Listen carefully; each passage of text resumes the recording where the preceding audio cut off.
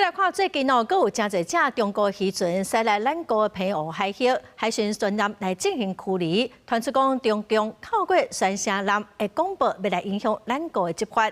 海巡是表示讲，这其实是两件代志哦，嘛指控中共制作假影片要操作领地作战。海委会主委关碧玲是强调讲，咱国有执法权。 中国和台海情势愈来愈紧张，有真侪只中国渔船连续几日天拢过界线侵扰咱的澎湖海峡。海巡船舰赶到现场，即刻甲因赶走，所传出和中国的宣声人广播反制，引发关注。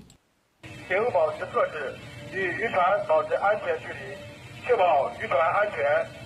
渔船由我舰处置。中国台湾连江号，这里是宣城舰，两岸同属一个中国。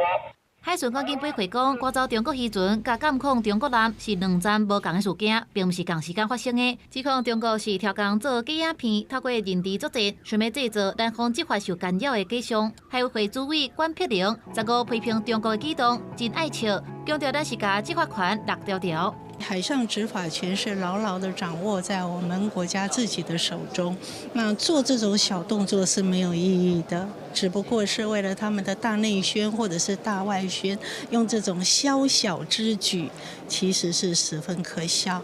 另外，为着强化海洋环境的管理，海保署举办海洋环境管理国际交流研讨会，包含美国海防防卫队、国家打击部队、太平洋打击分队，也有法国、日本、南韩拢派代表参加。海保署也伫现场甲印尼的哈比比中心签合作的备忘录，成做印台海会地理合作平台。关碧玲伫致辞时，佮向中国发声讲，应该脱离政治的束缚，做伙合作，和我们的对岸中国一起来合作。 这是超越政治的。